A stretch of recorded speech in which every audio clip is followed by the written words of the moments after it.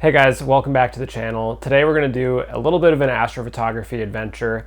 I'm going to do a practical test to show you how light pollution is killing your astrophotography. And the way we're going to do this is by driving to a place with terrible light pollution and trying to get some shots of deep space objects. And then we're going to drive back here to our remote observatory and we will photograph the same objects with the same setup all on the same night so that you can compare how light pollution is killing your astrophotos. So without further ado, I'm going to go drive deep into a city and do some astro. See y'all there.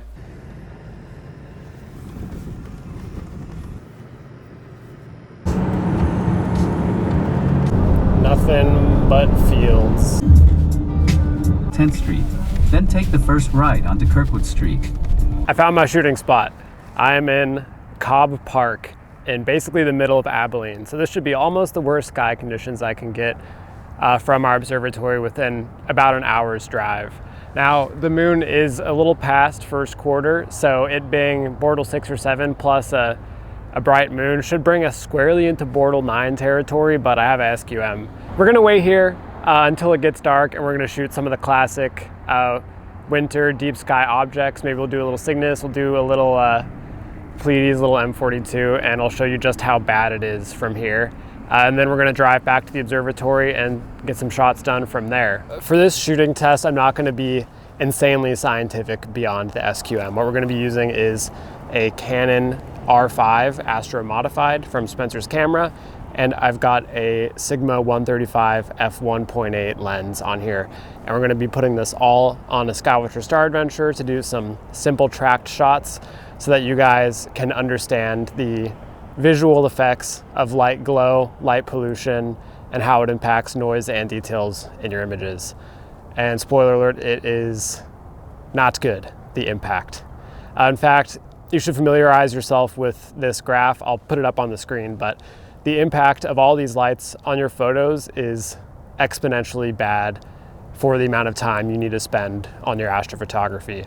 So it's one of those problems that I like to say is an uphill battle in astrophotography, and you're always going to lose if you try to fight the uphill battle. There's sneaky ways around it like narrowband filters, but there's no cutting it. You need dark skies. As far as measuring the amount of light pollution for these tests, we're going to be using this sky quality meter here, which is going to read out the overall sky brightness, and it'll give us a number we can transfer into the Bortle scale to better understand the amount of light pollution at the site. But using this, you need to understand a little bit about context from the Bortle scale and what these things actually mean for your sky quality. So the way that this sky quality meter actually works is by measuring the surface brightness of the sky using this little lens detector system. And it measures the sky quality in units of magnitudes per arc second squared. And this is essentially, how much brightness you get for a certain patch of sky, describing, the density or how much light you get per unit area, otherwise known as surface brightness. So the sky quality meter is the more quantitative way to go about measuring the brightness of any given sky in an astronomical location, and it's often translated into what's known as the Bortle scale. And the Bortle scale is a poorly misunderstood scale, which is more of a qualitative scale than a quantitative one. The Bortle scale is merely being able to achieve certain naked eye detections of different types of objects from a site, and depending on what you can see from that site naked eye, you can classify a site as being Bortle 1 through 9. Now, the thing that a lot of people don't understand about sky quality and Bortle scale is that not all dark sky locations or places giving the same SQM reading are actually built equal. It depends a lot on where you are relative to that source of light, and it depends on the overall magnitude of light. The quality of data you get from any given location is going to be highly dependent on those things, not just a raw SQM reading. And the reading you get from these monitors is very, very sensitive, so much so that on nights with bright air glow, you won't be able to get down to a Bortle 1 reading. If Jupiter or Saturn are out, Venus is out, you're not getting a reading on this. That's going to be Bortle 1, even if you are in a site that's quote unquote Bortle 1. These are useful to have, but in terms of their realized impact on your photos, it goes a bit deeper than just getting out a thing and reading the number. It is officially nighttime. As you can tell, the sky quality is not great here. So, you know, I'm gonna get the SQM out, see what it is, and then hopefully get set up before the cops get called on me. I'm not doing anything wrong, and it is a public park, but given that I'm in Texas right now, I feel like someone is going to think what I'm doing is highly sus looking. So here's the star adventure I'm using. I have to try to find Polaris to polar align, and don't really know where it is, to be honest. I'm pretty sure that one's Polaris. See, that's the downside to being out here where the skies are so bad, is I can't see any of the stars to polar align. And here is our astrograph of the night, the Sigma 135 f1.8. And we're just gonna try to hit some of the classic deep sky objects with this thing, just to see what happens, you know? I never thought I'd drive to a bright sky site. I'm probably the first person to use that word, but here I am. The first thing we're gonna do before we get started is I have the SQM meter here, which is gonna measure our sky quality. So I'll go ahead and hit the button on this. We get a 17.37, take another reading, 16.85. I'll point it over to the darker part of the sky. So a 16.5 SQM, or mags per arc second squared, is our best reading. Okay, so any SQM less than 18 counts as Bortle 9. I'm gonna move my stuff so people can't see me from this road right here, and we're gonna go film in a place where I feel like no one's gonna try to rob me. I feel like right now I'm experiencing so many astrophotography problems I haven't had to experience in so long. I'm trying to walk around now around this park to try to find a spot where I can actually see Orion with all the trees, and also where I can't be seen from the highway where someone might try to mug me. I think I've got a good spot right here in this field. This will probably do. It's gonna have to do, but light pollution is just kind of a losing battle, and there really is no good way to win it. And the other problem is it just gets worse and worse over time. Like, it's a bad problem that only compounds, and the more time you spend trying to fight it, the more potential loss you incur to your images. And you know, for some people, they embrace the suffering, and the suffering builds character. And look, I totally get that. I'm right there with you, brother, but if you're trying to get good photos, it's not the best place to be. Certainly it's a place to start, and we all start here. All right, I tried to guess a star that I thought was Polaris. Pleiades is just above this bright star back here, which is actually Jupiter. Yeah. So that little guy right there, that's our target. Again, you'll see the comparison between here and the observatory in terms of light pollution and sky quality. But here you can barely tell what's what. You can't tell where the Milky Way is. Nothing is visible. So this also begs the question, I don't know what camera settings I'm gonna use. I think we'll go ISO 3200 here, and we'll go f1.8. I have got the Pleiades. Now I just gotta get her centered and take my first click. What light pollution practically means for us and our astrophotography right now is that it's going to handicap how long we can expose for our images. I'm going to wash out my sensor in very short order just by the ambient city lights and all the light that isn't the light from space that we want to capture. And that's basically going to destroy my ability to capture photos. The time it would take for me to capture an image here compared to at a true dark sky location is massively, massively different. So I'm gonna go ahead and try to take my first sub exposure here. It's gonna be a 5-second sub, 3200 ISO and f2, 5 seconds. It's probably gonna be completely washed out. Yeah, and it's completely white. So here, I can't even take a 5-second exposure at a generic camera setting for a deep sky astrophoto. Like, this just is ridiculous. Okay, So given that this location is quite bad, I'm still gonna give it my all here. I'm gonna get my intervalometer, and then I'm actually going to do my due diligence to try to take an astrophoto from here. So let's grab some data. Intervalometer acquired.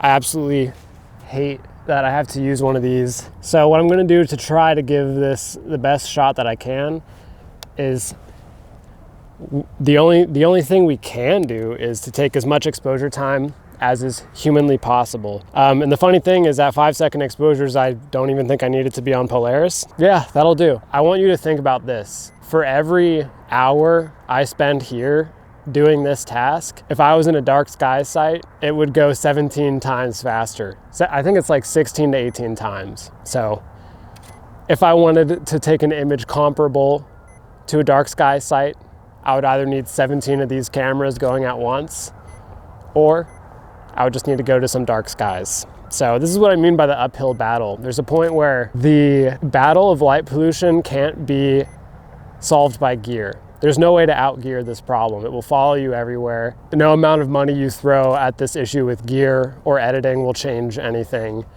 And I know it sucks. I wish it wasn't like this, but you know, that's just kind of what industrial society is like. That's why observatories exist. Not all of us, of course, have the ability to shoot from dark skies all the time. Getting access to dark skies is pretty challenging. It's a lot of fun though, you know, driving out to a dark sky site, appreciating the night sky for how it's supposed to look, and being able to capture it how it's supposed to look is the best thing ever. But it's just not very accessible to a lot of people. So let's say, for the sake of argument, that you do actually have to shoot in conditions like this. There are some things you can do to kind of make the situation better. From my experience, I grew up in Cave Creek, Arizona, and I always shot from a Bortle 5/6 backyard.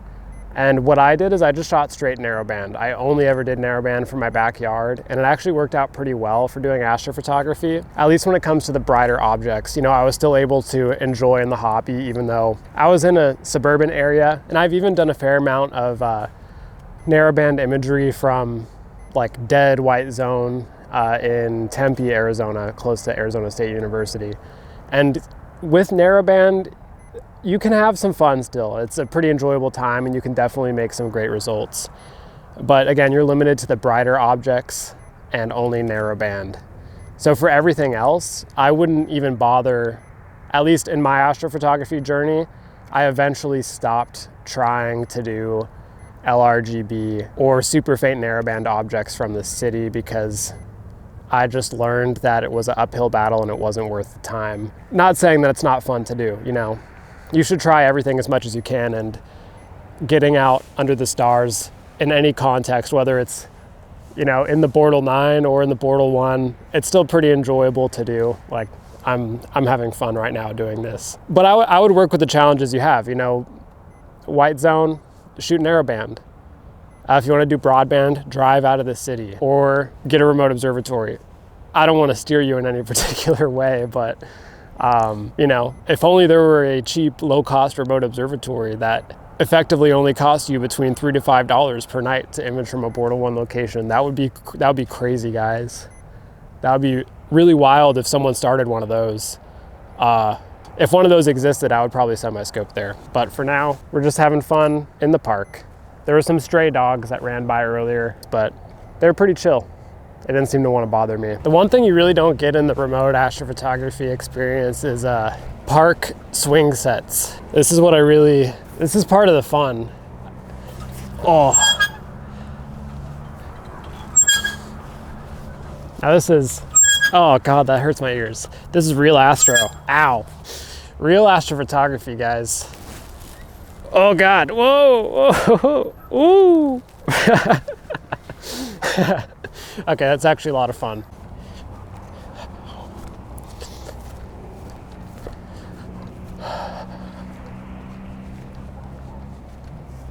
All right, Orion is just now starting to come up above the tree line. So I'm gonna go ahead and switch over to Orion. Let's get some M42 data and let's get the heck out of here. I'm out of here. Oh, that is the curb. I just backed up straight onto the curb. All right. See you, light pollution. Holy moly, guys. It is 3:50 a.m. I just slept for like 3 hours. I got back to the observatory a little bit ago, earlier in the evening, and I got up now that the moon is officially setting over there in the horizon, and now we're in an actual true dark sky site, and we're going to get a couple comparison images to run against what we did. The first thing I have to do is, of course, get my SQM measurement, which is actually going to require me folding back the camera LCD so that you can't see any of it, because it's going to affect the reading, and so is Jupiter. Okay, so I just got an SQM reading of 21.27. I'm going to take another one here, 21.26, 21.24. So it looks like 21.27 is about our darkest reading right now, given the moon setting off in the distance, as well as Jupiter, air glow. All kinds of factors are going to change very slightly, whatever that number is going to be. The issue right now is it's actually about 31 degrees outside, and I might get dew. Oh, looks like all the buildings are open. That's cool. Yeah, we might get some dew. All right, Pleiades is pretty low on the horizon, but I'll just grab a quick 30-second exposure of that. The beauty of the dark sky location is that we're no longer limited by the same rules of exposure time as we were from a place with light pollution. Before, we had to do 5-second exposures because our light bucket was filling up so quickly with light that's just from light pollution in the city and all the stuff we don't want in our photo. And now that we're out here at the observatory, we're not actually limited by that anymore. And so we can expose, exponentially longer in a single image. The time it takes to get the finished image of what you desire takes substantially less. I think I'm pretty much in focus here. So now I'm gonna up my ISO and queue up a much, much longer exposure than what we've been doing so far. I'll try for a single 30-second exposure here. I'm gonna take 10 of these exposures, then we'll have a nice comparison set on Pleiades, and then I'm gonna swap over to Orion. While we're here, might as well go show you guys the insides of the observatory buildings before the sun comes up. Check out the inside of building 5 here.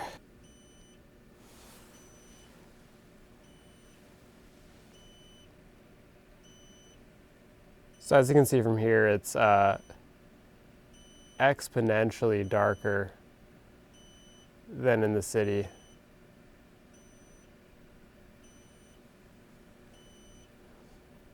Camera's been going for a couple minutes now on Pleiades M45, 30-second exposures.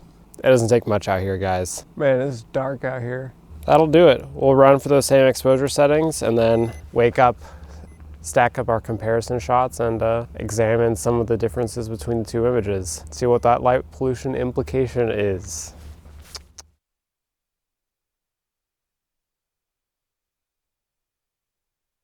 So it's the day after now, and I have everything stacked up and processed. What I did to the images is I tried to give them all their day in court, so to speak, and I gave them some basic editing as much as I could do to show what kind of signal is present in the photos. This includes stuff like contrast, gradient removal. I didn't do really any noise reduction, just so you can get a better feel for what's going on with the data. But without further ado, let's go ahead and look here at our comparison images. So let's start off with the M42 comparison here. And what we're looking at here, this is the straight raw stack that I got from PixInsight with my camera. And you can see a quite powerful gradient from the light pollution from the horizon. And you can also see a number of trees. I could have waited for the object to rise a little bit higher, but I was quite keen to get out of the park. Regardless though, this is still an example of what you would get from a heavily light polluted city. Now in astrophotography, we actually can remove gradients that are an issue, including light pollution gradients. So I've gone ahead and done this, and here's what we get post light pollution gradient removal. And now you can start to see some of the deep sky objects begin to take shape. Orion Nebula here, Running Man Nebula, and of course the Horsehead and the Flame Nebula. We can tell that they're there. They don't look great. It's pretty much a noisy mess. There's a bit of walking noise, a lot of color noise, not too much detail in the background. And this data can't be pushed any further than it already has been. We would just be polishing turds at this point. Like I can try to hide the issues here by clipping the blacks. This is a common tactic around kind of the messy backgrounds, but you know, it's just bad. Okay, so let's look now at what we got from our short integration time from a dark sky site. Now this is 24 minutes of exposure. The other two examples from the light polluted city were from, I believe, about 13, 14 minutes of exposure time. I caught a couple hundred 5-second subs, and this is only 30-second sub frames. And, you know, it really speaks for itself. Again, same camera, same setup. The only thing we changed here is the quality of the sky we used to capture the data. It's pretty drastic. Here we have good definition. Even at a 135 focal length on the horse head, it can plainly be seen. Good detail on the Flame Nebula. Let's go over to Orion Nebula. We can see tons of background dust that is basically non-existent from the light polluted skies.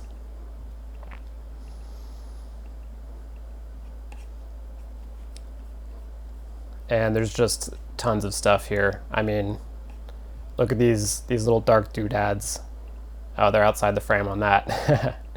But you get the gist. The level of detail here is basically impossible to get out of this. The only thing we changed is a couple more frames of exposure time and the dark skies. So that's our M42 example. Let's look at the M45 example that we caught. So here is the same situation. We have our pre-gradient removed data from Abilene. This was, again, 13, 14 minutes of exposure time. A very powerful gradient is present, and if we pull out that gradient, we start to see, you know, there's the blue dust of the Pleiades, a lot of noise, tons and tons of noise, and a bunch of dispersed gradient. I had to be pretty aggressive with my gradient removal because gradients are very, very powerful in heavily light polluted photos. So while this may seem like it's background dust, it's really more likely just gradients and a hot mess. Okay, so this is what the raw data, this is what the image we captured from the dark sky site looked like. A similar treatment. I've reduced the stars a little bit in this image so you can see the dust a bit better, but yeah, we're starting to see now some obvious structures in the faint background dust that basically could not be captured at all from the city. You'll notice here there's a bit of these rainbow colored bands going throughout the image, and that's actually air glow. So it's ionized gas in the upper atmosphere putting off these red and green tones you can really only see from a dark sky site, but if your target is low enough on the horizon, you may be subject to some air glow. So that's what we saw with Pleiades because I was shooting it just as it was setting. So again, this image from the dark sky was only 7 minutes of exposure. I shot a little more than 10 30-second subframes, and all of that background dust is starting to snap into view. We're getting way better clarity on the Pleiades itself. It's just a better time. So I hope these examples illustrate the point I want to get across, which is that there is no way to outgear the issue of light pollution. The nicest telescope you could own would suffer greatly for being stuck in a place with light pollution. You know, it's just not going to perform its best. And we can see that in the case of these images where I can spend even less time than I did from light pollution to get a result that's 1,000 times better. We're able to get more clarity, more signal, more colors. And I think what's even more important in my mind between these two locations is that from a dark sky, you have a whole new set of objects that you can shoot, which would be impossible or incredibly difficult to shoot from in the city. Tons of different dark nebulae, tons of ultra faint narrowband objects, there's a whole host of things, creative possibilities you just couldn't do because of the time it would take from light pollution.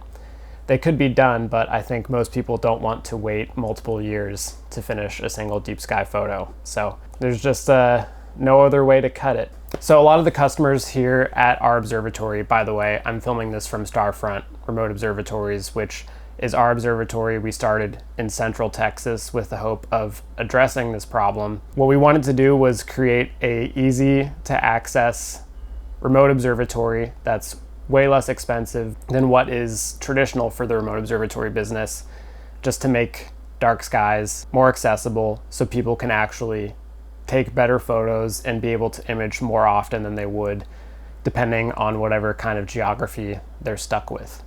So I'll go ahead and reel a bunch of our own customer examples now for the end of this video, because our customers at the observatory have the same experience. They've shot objects from home and then they've taken their same setups and brought them out here, and now they're able to capture better images in way less time. So I hope you guys found this enjoyable. If you're interested in checking out our observatory, there's a link to that in the description, and I hope you all enjoyed. I'll catch you all in the next one.